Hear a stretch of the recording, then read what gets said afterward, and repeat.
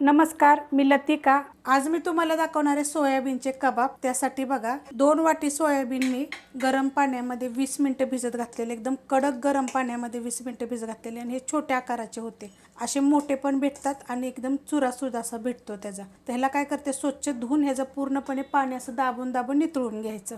गरम पाण्यातनं बघा मी काढून पाणी पूर्ण ह्याचं सगळं नितळून घेतलेलं, असं दाबून दाबून पूर्ण पाणी काढून घ्यायचं। मिक्सरचं भांडं घेतलेलं आणि त्याच्यामध्ये आपण टाकून घेऊया। मिक्सरच्या भांड्यात बघा मी काढून घेतलेले, त्याच्यामध्ये काय करायचं, आपल्याला 4 ब्रेड असे टाकायचे आहेत। 4 ब्रेड बघा मी टाकून घेतलेले आहेत। आता आपल्याला ह्याला काय करायचं, फिरवून घ्यायचं आहे। मिक्सरला बघा मी बारीक करून घेतलेलं आहे, अशा पद्धतीत झालेलं आहे बघा। वडग्यामध्ये आता आपण हे काढून घेऊया। बघा असं झालं पाहिजे।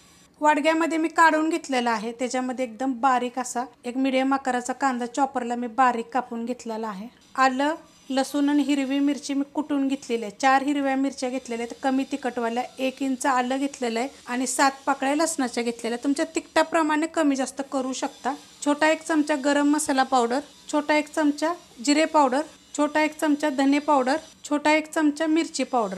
तिखटवाली पण आहे आणि कलरवाली पण आहे। आपण ह्याच्यामध्ये हिरवी मिरची टाकली त्याप्रमाणे मग तिखटाप्रमाणे तुम्ही टाकू शकता। 1 चमचा टाकायचे आपल्याला ह्याच्यामध्ये कॉर्नफ्लॉवर। त्याच्यापेक्षा जास्त टाकायची गरज नाही, 1च चमचा टाकायचे। त्यात टाकायचे आपल्याला थोडीशी कोथिंबीर, चवीप्रमाणे टाकायचे मीठ आणि हे चांगलं आपल्याला काय करायचं, मिक्स करून घ्यायचे। मस्त असं बघा मिक्स करून घेतलेलं आहे। आता आपण बनवायला घेऊया। तर माझ्याकडे बघा अशी सळी आहे, त्याला आपण असं लावून घ्यायचं। जास्त जाड लावायचं नाही बरं का, पातळच लावायचं अशा प्रकारे। जसं आपला तव्याचा आकार असेल किंवा पॅनचा आकार असेल त्या पद्धतीमध्ये लावून घ्यायचं। अशा पद्धतीत बघा मी करून घेतलेलं आहे। आणि तुम्हाला जरा आवाज येत असेल बरं का, कारण की आमच्याकडं ना खूप कामं चाललेली आहेत। सकाळी 9ला चालू करतात तर संध्याकाळी 9पर्यंत। तर बघा असं लावून घ्यायचं दाबून दाबून आणि ह्याला काय करायचं माहिती का, हलक्या हातानं असं वळून घ्यायचं। हे बघा अशा पद्धतीमध्ये। आणि एका प्लेटमध्ये काय करायचं, असं ठेवून घ्यायचं। आपल्याला सगळं बनवून घेऊया आपण आता। अशा पद्धतीत बघा मी बनवून घेतलेले आहेत आणि जास्त जाड बनवायचे नाही, ती असं पातळ पातळच बनवायचे। जरा मोठे बनवले तरी चालतील आणि जरा छोटे छोटे जरी बनवले तरी पण चालतील। पॅन ठेवलाय बघा गरम करायला, त्याच्यामध्ये आपण तेल टाकून घेऊया आणि तेल गरम होऊन देऊया। तेल बघा चांगलं गरम झालेलं आहे, आता आपण ठेवून घेऊया। तर अशा पद्धतीत बघा होल होतं आणि मग चांगलं भाजलं पण जातं। असं ठेवून घ्यायचं। गॅस आहे मीडियम आणि आपल्याला हे मीडियम गॅसवर करायचे किंवा बारीक जर गॅसवर केलं तरी पण तुम्ही चालू शकते। एकदा तेल गरम झालं का नाही चांगलं की मग बारीक जरी केला तरी चालेल। आपल्याला 1-1 मिनिटानंतर आपल्याला हे हलवायचं आहे। 1 मिनिट झालेलं आहे। आता ह्याला काय करायचं माहिती आहे का, आपल्याला एका साईडला करायचं असं बघा, हे हलतंय का, चिटकत वगैरे सुद्धा नाही आहे।